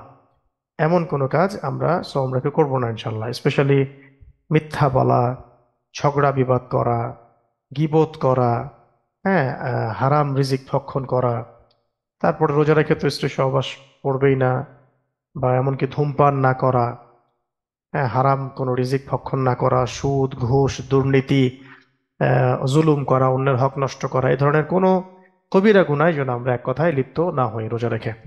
তাহলে রোজার যে হাকিকত সেটা নষ্ট হয়ে যাবে এবং রোজার নেকি কমে যাবে। এমনও হতে পারে রোজা নষ্টও হয়ে যেতে পারে। আল্লাহ পাক আমাদেরকে এই ধরনের সমস্ত কবিরা গুনাহগুলো মুক্ত থেকে রোজা রাখার তৌফিক দান করেন, আমিন। আচ্ছা, রোজা রাখবো ইনশাল্লাহ 9 দিন এই দশকে। স্পেশালি রোজা রাখবো আমরা আরাফার দিনে। স্পেশালি রোজা রাখবো আমরা আরাফার দিনে। ঠিক আছে? তো যারা 9টা রোজা রাখতে পারবেন না, হয়তো অনেকের পক্ষেই হয়তো পসিবল হবে না, আল্লাহ সবাইকে তৌফিক দান করেন। তো তারপরেও আমরা চেষ্টা করব, যদি কোনো রোজাই রাখতে না পারি, অন্তত আরাফার সওমটা যেন আমরা রাখি। কারণ রাসূলুল্লাহ সাল্লাল্লাহু আলাইহি ওয়াসাল্লাম কি বলেছেন শুনুন। তিনি বলেছেন যে সিয়ামু ইয়াউম আরাফা, এই আরাফার দিনের এই সিয়াম, আহতাসিবু আলাল্লাহি আন ইউকাফিরা আস-সানাতা আল্লাতী বা'দাহু ওয়া আস-সানাতা আল্লাতী ক্বাবলাহু। নবীজি বলেছেন সাল্লাল্লাহু আলাইহি ওয়াসাল্লাম যে আরাফার দিনের এই যে সওম, আরাফার দিনের যে সওমটা, হাজিরা যেদিন আরাফার মাঠে থাকে, এই আরাফার এই দিনের সওমটা, আমি আশা করি আল্লাহর কাছে যে এটা পূর্বের 1 বছর এবং পরের 1 বছরের গুনাহের কাফারা হয়ে যাবে। পূর্বের 1 বছর আর পরের 1 বছরের গুনাহের কাফারা হয়ে যাবে ইনশাআল্লাহ। সুবহানাল্লাহ। তো এটা বিশাল ফজিলত। একটা রোজা রাখলে আমি 2 বছরের গুনাহমুক্ত হতে পারছি। আবারও বলছি, মনে রাখবেন, এখানে অনেক বরেণ্য স্কলার ওলামায়ে কেরাম বলেছেন যে এই গুনাহগুলো হলো সগীরা গুনাহ। কাবায়ের বা কবিরা গুনাহগুলোর জন্য খাস তওবা করা শর্ত। খাস তওবা কিভাবে করব? অজু করে সুন্দর করে 2 রাকাত নামাজ পড়ে আল্লাহ পাকের কাছে হাত তুলে কান্নাকাটি করা এবং এই এই গুনাহগুলো থেকে ইস্তেগফার করা, ক্ষমা চাওয়া, ভবিষ্যতে কখনো এইরকম পাপে লিপ্ত হব না প্রতিশ্রুতি দেওয়া, এবং নিজের গুনাহের জন্য সবসময় অনুতপ্ত থাকা। আর যদি অন্যের সাথে জড়িত কোনো বিষয় হয়, যেমন কাউকে গালি দিয়েছি বা কারো প্রতি জুলুম করেছি বা কারো কোনো সম্পদ আত্মসাৎ করা হয়ে গেছে, সেটা তার কাছে ফেরত দেওয়া। এইভাবে কবিরা গুনাহ থেকে ক্ষমা প্রাপ্ত হওয়া যায়। আল্লাহ পাক আমাদেরকে তৌফিক দান করে দেবে। আচ্ছা, এখানে একটা বিষয় আছে যে আরাফার সওমটা কবে, এটা নিয়ে আমাদের সমাজের মধ্যে অনেক ইখতিলাফ দেখা যায়। আম, অনেকে বলে থাকেন যে হাজিরা যেদিন আরাফার মাঠে থাকবেন সেদিন আরাফার রোজা রাখতে হবে। আবার অনেকে 9ই জিলহজ যেটা, সেটাকে আরাফার দিন হিসেবে নির্ধারিত করে সেদিন রোজা রাখেন। তো দেখুন, এখানে ইখতিলাফ আছে এবং পক্ষে বিপক্ষে মত আছে। উভয় পক্ষের দলিল আছে, তাদের কথাবার্তার পিছনে কিছু দলিল প্রমাণ সবাই পেশ করছেন। তো আমরা একটা কাজ করব, আমরা এই ইখতিলাফগুলোতে না জড়িয়ে আমরা আরাফার দিন 8 তারিখ এবং 9 তারিখ 2 দিনই আমরা রোজা রেখে দেবো ইনশাআল্লাহ। 8 তারিখ এবং 9 তারিখ আমরা 2 দিন রোজা রাখবো ইনশাআল্লাহ। তাহলে আমাদের কোনো রকমের আর মানে ইখতিলাফেও গেলাম না, কোনো ঝগড়াতেও গেলাম না। আমরা নীরব থাকলাম, 2 দিন রোজা রেখে দিলাম, 8 তারিখ 9 তারিখ। কারণ এক সময় যখন প্রযুক্তির এই যুগটা ছিল না, মানুষ তো দেখতে পারতো না ঘরে বসে যে আহ, কোন দিন হাজিরা আরাফার মাঠে অবস্থান করছেন। তো সময়ের এই পার্থক্যগুলোর কারণে দেখা যেত যে আহ, এটা 9 জিলহজ সবাই রোজা রেখে দিত আর কি। ঠিক আছে? তো হাদিসের মধ্যে এভাবে শব্দর ব্যাখ্যাকে কেন্দ্র করে ওলামায়ে কেরামদের মাঝে ইখতিলাফ আছে। আবার এখন অনেকে বলছেন যে আমরা তো স্পষ্ট দেখতে পাচ্ছি লাইভ যে এখন তারা আরাফার মাঠে আছেন, তো এই দিনটাই তো আরাফার দিন। তো উভয় পক্ষের কথার মধ্যে কিন্তু কিছু যুক্তি থাকবে, কিছু দলিল থাকবে, প্রমাণ থাকবে। তা আমরা এই মতপার্থক্যের মধ্যে না গিয়ে, বা এই যেহেতু একটা বিশাল ফজিলতের বিষয়, এখান থেকে নিজেকে বঞ্চিত না করে আমরা চেষ্টা করব যে দুইটা দিন রোজা রেখে দেবো, 8 তারিখ এবং 9 তারিখ। আমার কাছে মনে হয় এটা সবচেয়ে সহজ এবং একটা মুনাসিব সমাধান হতে পারে। এবং রোজা রেখে আমরা কি করব? রোজা রেখে আমরা এই 10টা দিন রোজা রেখে 9টা দিন কয়েকটা কাজ বেশি বেশি করে করব। যেমন বেশি বেশি করে আমরা দোয়া করব, স্পেশালি রোজা রেখে দোয়া করলে দোয়া কবুল হয়। এছাড়াও এই 9 দিন আমরা দোয়া কবুলের সমস্ত স্থান, সময়, শর্ত এগুলো মাথায় রেখে আমরা দোয়া করব। তারপরে ব্যক্তি, পরিবার, উম্মাহ সবার জন্য দোয়া করব। বেশি বেশি দোয়া করব আমরা এই এই 9টা দিন। এবং আপনারা যদি হিসনুল মুসলিম বইটা বাসায় কিনেন, কিতাবুদ দুআ বইটা কিনেন, তারপরে মোনাজাতে মাকবুল এই বইগুলো কিনেন, হিসনে হাসিন এই বইগুলো কিনেন, তাহলে দেখবেন যেখানে অনেক অনেক অনেক দোয়া দেয়া আছে এবং দোয়া কখন করতে হয়, কি কি শর্ত আছে, সব বিস্তারিত লেখা আছে। তো এগুলো নিয়ে আলোচনা করলে অনেক লম্বা হয়ে যাবে আজকে। তো আমি জাস্ট বইগুলোর রেফারেন্স মেনশন করলাম যে এগুলো বই বাসায় কিনে একটু দোয়া দোয়া করার পদ্ধতিগুলো শিখে নিন। ঠিক আছে? হালাল খাওয়া, হ্যাঁ হালাল খাওয়া এবং দোয়া কবুলের আম, যে শর্তগুলো, শিরক না করা, বেদাত না করা, রিজিকটা হালাল হওয়া, কাপড় হালাল হওয়া, খাবার হালাল হওয়া, উপার্জন হালাল হওয়া, এবং দোয়া কবুলের স্থান, সময়গুলো খুঁজে খুঁজে বের করা, শেষ রাত্রে দোয়া করা, সেজদায় দোয়া করা, হাত তুলে দোয়া করা, কোনো ভালো কাজ করে দোয়া করা, অজু করার পরে দোয়া করা, কেমন নামাজ সালাম ফেরানোর পরে দোয়া করা, সালাম ফেরানোর আগে দোয়া করা, রোজা রাখা অবস্থায় দোয়া করা, ইফতার করতে বসে দোয়া করা। ঠিক আছে? এরকম দোয়া করার অনেক মুনাসিব সময় আছে, আজান একামতের মাঝখানে দোয়া করা, এরকম ওই দোয়া করার স্থানগুলো, সময়গুলো খুঁজে খুঁজে বের করে মাথায় রেখে, দোয়ার আদব ঠিক রেখে, নবী সাল্লাল্লাহু আলাইহি ওয়াসাল্লামের শেখানো পদ্ধতিতে সুন্নাহ ভিত্তিক দোয়াগুলো করা, কোরআনের দোয়াগুলো করা। এছাড়াও আপনি আপনার নিজের যে কোনো চাওয়া বাংলায়ও আল্লাহ পাকের কাছে হাত তুলে যখন তখন দোয়া করতে পারেন। এবং দোয়ার মধ্যে নিজের নিজের ব্যক্তিগত জীবন, পরিবার, পুরো উম্মাহকে শামিল করা আমাদের এই 9 দিনের আমল হবে ইনশাআল্লাহ। আল্লাহ পাক তৌফিক দান করেন, আমিন। দেখুন, রাসূল সাল্লাল্লাহু আলাইহি ওয়াসাল্লামের শেখানো দোয়াগুলো জানতে পড়ুন, এই যে হিসনুল মুসলিম, কিতাবুদ দোয়া, এই বইগুলো স্টাডি করুন। আচ্ছা, আরেকটা কাজ আমরা বেশি বেশি করে করব ইনশাআল্লাহ, যে মাসনুন আমলগুলোতে যত্নবান হওয়া। মাসনুন আমলগুলো বলতে বোঝাচ্ছি যে আপনার সকালে সন্ধ্যায় কিছু মাসনুন আমল আছে, দোয়া আছে। ওই যে দোয়ার বইগুলো রেফারেন্স দিয়েছি, ওখানে দেখবেন সকাল সন্ধ্যার দোয়া এবং জিকির আছে, সকাল সন্ধ্যার দোয়া এবং জিকির। হ্যাঁ, সকাল সন্ধ্যার দোয়া জিকির গুলো, যেমন সকালবেলা আমরা 3 কুল পড়ি, 3 বার করে আয়াতুল কুরসি পড়ি। হ্যাঁ, তারপরে আল্লাহুম্মা আইন্নি আলা যিকরিকা ওয়া শুকরিকা ওয়া হুসনি ইবাদাতিকা পড়ি। আল্লাহুম্মা ইন্নী আসআলুকা ইলমান নাফিআন ওয়া আমালান মুতাকাব্বালান ওয়া রিজকান তাইয়্যিবা পড়ি। হ্যাঁ, তারপরে আমরা সূরা হাশরের শেষ 3 আয়াত পড়ি, সূরা ইয়াসিন তেলাওয়াত করি। তারপরে আউযু বিকালিমাতিল্লাহি তাম্মাতি মিন শাররি মা খালাক পড়া হয়। বিসমিল্লাহিল্লাযী লা ইয়াদুররু মা ইসমিহি শাইউন ফিল আরদি ওয়া লা ফিস সামা ওয়া হুয়াস সামিউল আলিম পড়া হয়। হাসবি আল্লাহ এটা পড়া হয়। তারপরে রদিতু বিল্লাহি রাব্বান এটা পড়া হয়।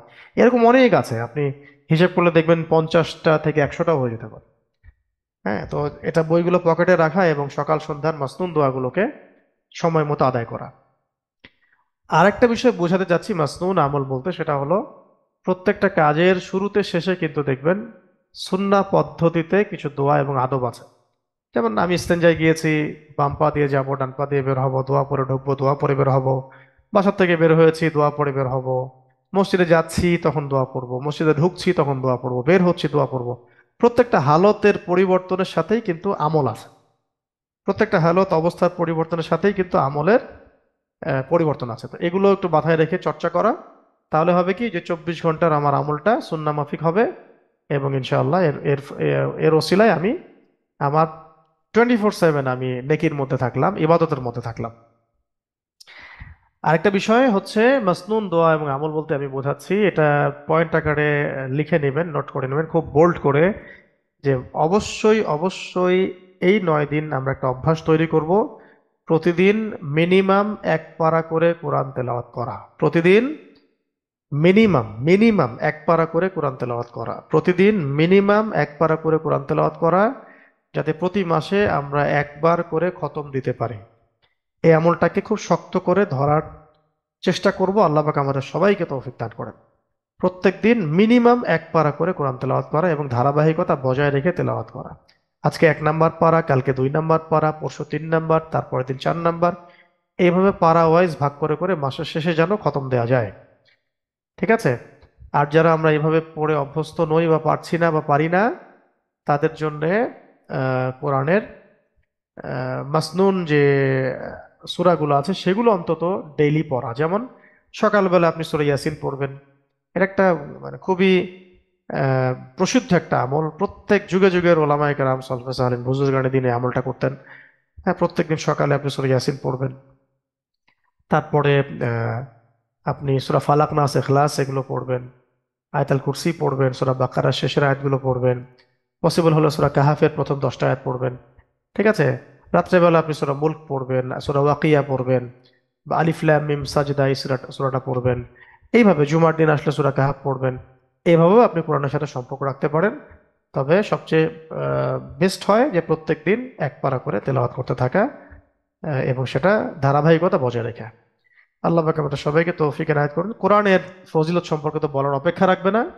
এ সংক্রান্ত বহু হাদিস আপনারা জানেন, প্রত্যেক হরফে 10 টাকা পাবেন, কোরআন আপনার জন্য সুপারিশ করবে। হ্যাঁ, কোরআনুল কারীম আপনার জীবনে রহমত বরকত নিয়ে আসবে এবং আপনাকে শারীরিক মানসিক ভাবে সুস্থ রাখবে ইনশাআল্লাহ।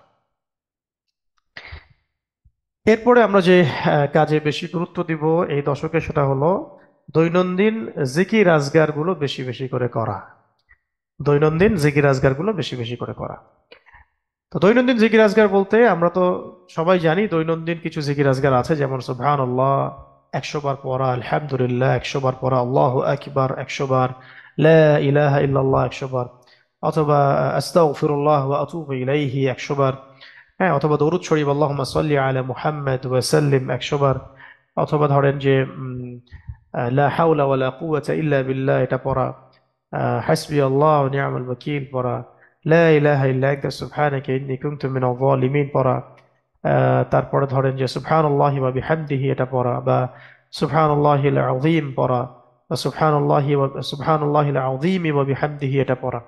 এরকম প্রচুর কিন্তু মাসনুন আজকার গুলো আছে, এগুলো চলতে ফিরতে আমরা পড়তে থাকবো সারাদিন ইনশাআল্লাহ। এবং এগুলো কোনো সংখ্যা ফিক্স না করলেও কোনো সমস্যা নাই, আপনি যতবার ইচ্ছা পড়তে পারেন, যতবার ইচ্ছা।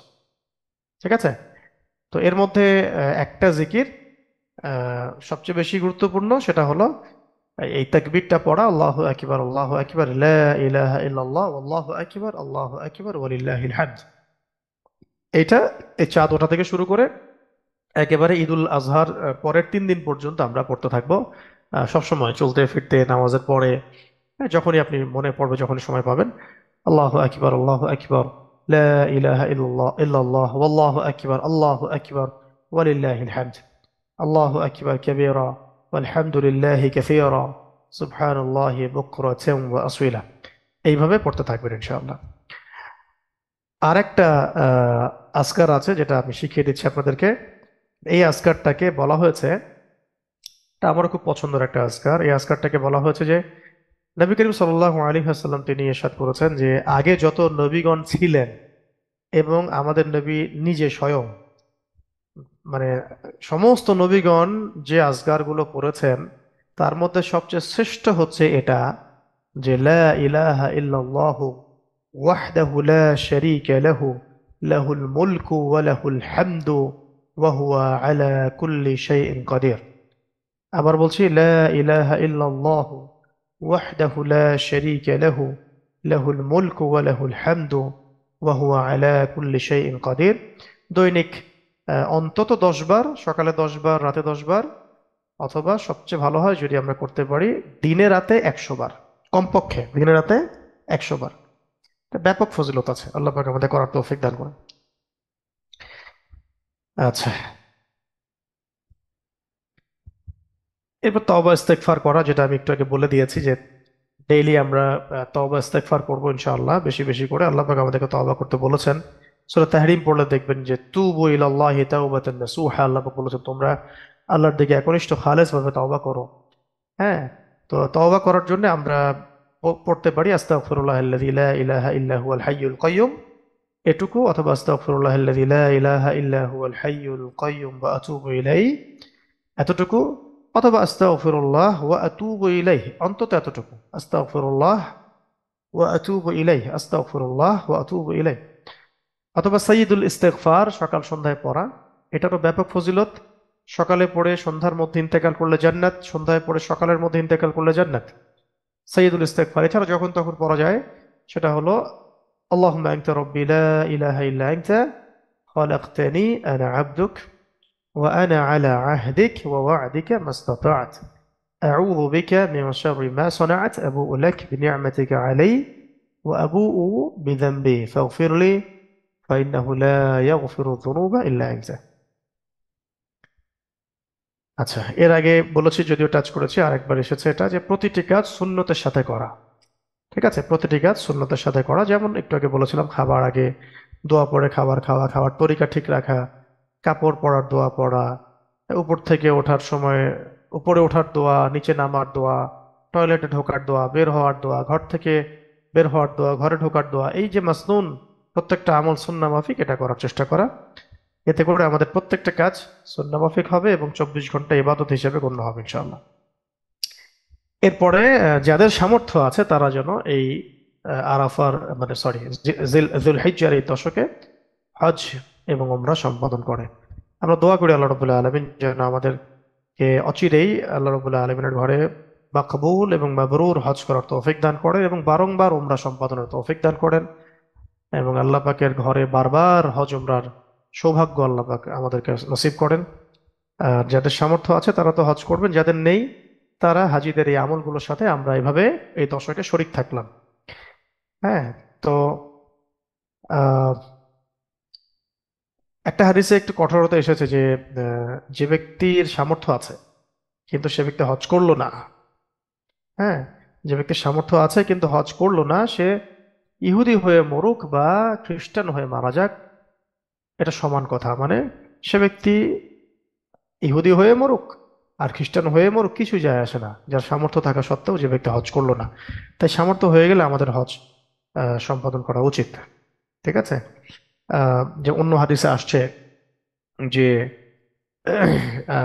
মান হাজ্জা লিল্লাহি ফালাম ইয়ারফুথ ওয়ালাম ইয়াফসুক, যে ব্যক্তি হজ করলো আল্লাহর সন্তুষ্টির জন্য, ফালাম ইয়ারফুথ এখানে কোনো প্রকার অশ্লীল কাজ করলো না হজে, ওয়ালাম ইয়াফসুক কোনো প্রকারের গুনাহে ফাসাকি কাজে লিপ্ত হলো না, রাজিআ কায়াউমিন ওয়ালাদাতহু উম্মুহ, সেদিনের মতো নিষ্পাপ হয়ে যাবে যেদিন তার মা তাকে জন্ম দিয়েছিল। অন্য হাদিসে আছে যে আল হাজ্জুল মাবরুর লাইসা লাহু জাযাউন ইল্লাল জান্নাহ, মাবরুর বা মকবুল হজের প্রতিদান জান্নাত ব্যতীত আর কিছুই হতে পারে না। ঠিক আছে, বা এমনও হাদিস আসছে যে তোমরা দ্রুত হজ সম্পাদন করো, কারণ তোমরা তো জানো না যে তোমাদের ভাগ্যে আগামীতে কি লেখা আছে। এখন সুস্থ আছো, টাকা আছে, সামর্থ্য আছে, এখন হজ করছো না, এমনও তো হতে পারে যে আগামীতে তুমি সুস্থ থাকবে না, অর্থ থাকবে না, বা হয়তো বেঁচেও থাকবে না। তো এই জন্য যাদের সামর্থ্য হয়ে গেছে তাদের দ্রুত হজ সম্পাদন করা উচিত। আল্লাহ পাক আমাদেরকে তৌফিক দান করেন, আমিন। তো হজ নিয়ে আরো অনেক কথা আছে, এগুলো ইনশাল্লাহ আমরা পরবর্তী কোনো সেশনে বা খুতবায় বা লেকচারে আনার চেষ্টা করব, যে হজ কিভাবে করতে হয়, হজ করার নিয়ম ও পদ্ধতিগুলো কি কি, হজের মধ্যে কোন কোন বিষয়গুলোকে আমরা খেয়াল রাখবো, বা উমরাহ কিভাবে সম্পাদন করতে হয়, উমরার মধ্যে কোন কোন বিষয়গুলো খেয়াল রাখবো এবং কোন কোন বিষয়গুলো পরিহার করব। ঠিক আছে, এগুলো নিয়ে আমরা ইনশাল্লাহ পরবর্তীতে কোনো সেশনে অংশ নিব ইনশাল্লাহ, সেটা আজকে না। তো এই আরাফার এই দশকে, সরি এই আদুল হিজ্জার এই দশকে অন্যতম আরেকটা কাজ হচ্ছে আহ, আমাদের কোরবানি করা। তো কোরবানি করা আমরা এটা তো সবাই করবো ইনশাআল্লাহ তাআলা। তো কোরবানি করার জন্যে আমরা আহ সামর্থ্য অনুযায়ী উত্তম পশু কিনবো ইনশাআল্লাহ, তবে এটাকে নিয়ে লৌকিকতা প্রদর্শন করব না, মানুষকে লোক দেখানোর মতো কোনো আমল করতে যাব না। আমরা আল্লাহ পাকের সন্তুষ্টির জন্য আমাদের সামর্থ্য যেমন সেইভাবে আমরা ইনশাআল্লাহ তাআলা আহ কি করব, কোরবানি করবো ইনশাআল্লাহ।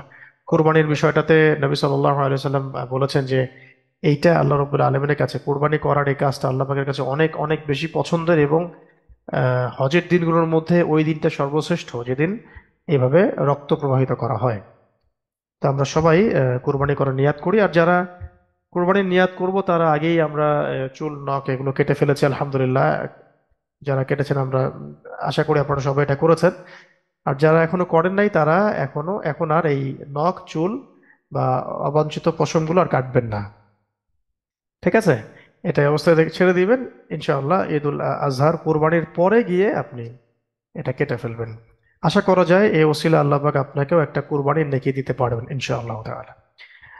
আরেকটা বিষয় যে কুরবানির আমরা পশু জবাই করার সময় খেয়াল রাখবো যেন চাকু ধারালো হয়, এবং কুরবানির কাজটা যত দ্রুত করে ফেলা যায় ততই ভালো।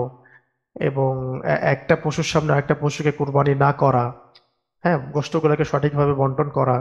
আর নবীজি বলেছেন তোমরা খাও, তোমরা সংরক্ষণ করো এবং সদকা করো। তা আমরা কিছু অংশ খাওয়ার জন্য খাবো, কিছু অংশ সংরক্ষণ করে রাখবো, এবং কিছু অংশ সদাকা করব। ঠিক আছে। তারপরে কুরবানির দিন আমরা যেটা ঈদুল আজহার দিন, ওই দিন আমরা চেষ্টা করব সকাল থেকে না খেয়ে থাকার জন্য। এটা একটা সুন্নাহ। নবী সাল্লাল্লাহু আলাইহি ওয়াসাল্লাম ঈদুল ফিতরের দিনে সকালে মিষ্টিমুখ করে খেজুর খেয়ে ঈদগাহে যেতেন।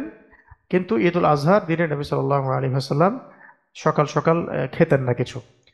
তিনি একটা বলা যায় যে না খেয়ে থাকতেন, এক প্রকার রোজাই রাখতেন। এবং তিনি আহ, নামাজ থেকে ফিরে এসে কুরবানি করে কুরবানির পশু দিয়ে আহ, ইফতার করতেন, মানে তার ওই দিনের খাবার শুরু করতেন।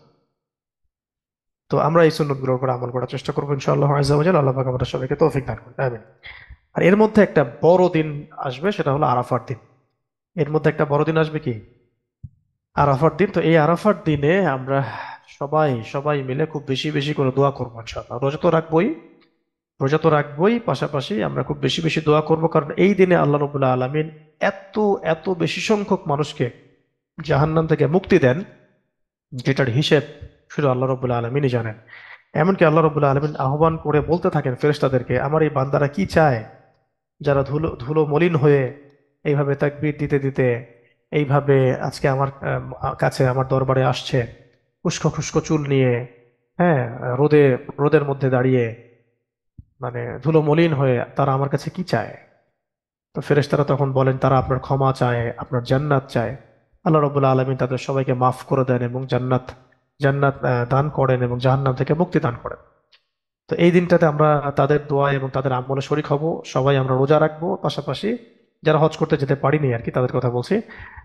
সবাই আমরা তাদের এই আমলে শরিক হব, রোজা রাখবো, এবং স্পেশালি ওই সময়টুকু আমরা পুরোটা ইবাদতে, জিকিরে, তাসবিহ তাহলিলে এবং দোয়া মোনাজাতে কাটাই দিব ইনশাআল্লাহ।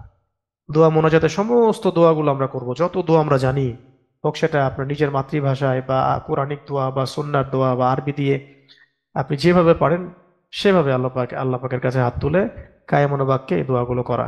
আর আল্লাহ পাক ওই হাজিদের কাতারে আমাদেরকেও শামিল করেন, আমাদেরকেও যেন আরাফার মাঠে হজ করার তৌফিক দান করেন, এবং ক্ষমাপ্রাপ্তদের অন্তর্ভুক্ত হওয়ার তৌফিক আল্লাহ পাক আমাদের সবাইকে দান করেন। তো এইভাবে আরাফার দিনটাকে আমরা খুব বেশি গুরুত্ব দেবো ইনশাআল্লাহ তাআলা। তো এইভাবে আমরা আমাদের এই দশকগুলো কাটাবো। আরো কিছু বিষয় আছে যেটা আমি নোট করেছিলাম, যদিও সময় অনেক বেশি নিয়ে ফেললাম মনে হচ্ছে। আরেকটা বিষয়ে বলতে চাই যে এই দশকে আমরা দান সদাকা একটু বাড়ানোর চেষ্টা করবো ইনশাআল্লাহ।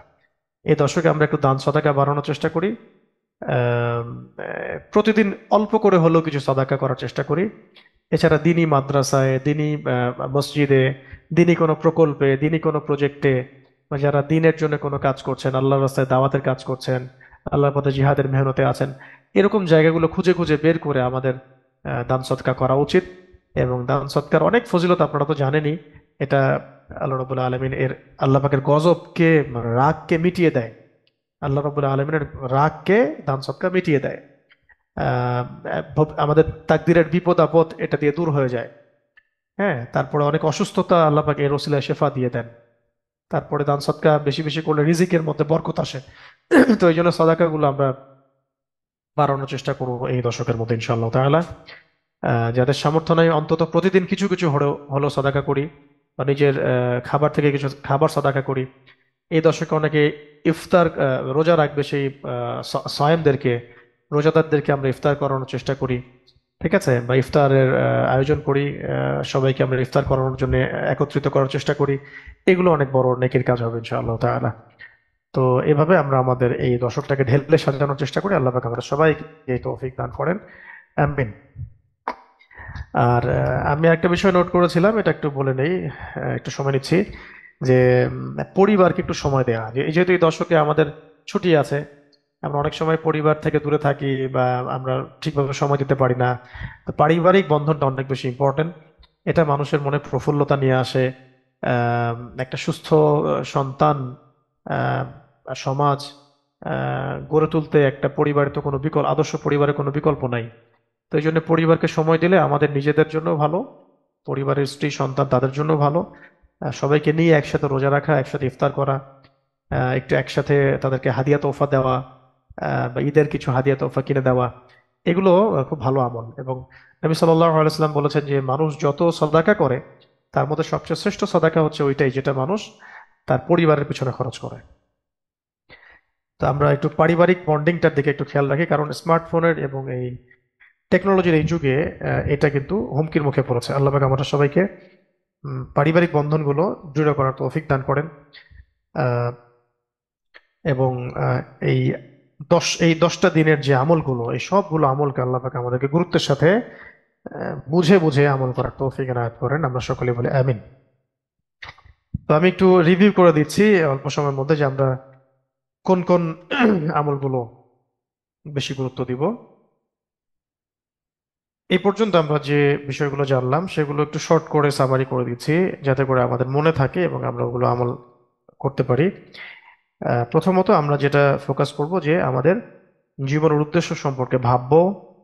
তারপরে আমরা আমলের শ্রেষ্ঠ হওয়ার প্রতিযোগিতায় নাম লিখাবো। হ্যাঁ, প্রতিযোগিতায় না নামলে তো পুরস্কার পাওয়ার কোনো প্রশ্ন উঠছে না। তো প্রতিযোগিতায় নাম লিখাবো, আমরা আমাদের জীবনের উদ্দেশ্য সম্পর্কে জানবো, ইবাদতের সংজ্ঞা জেনে নিব।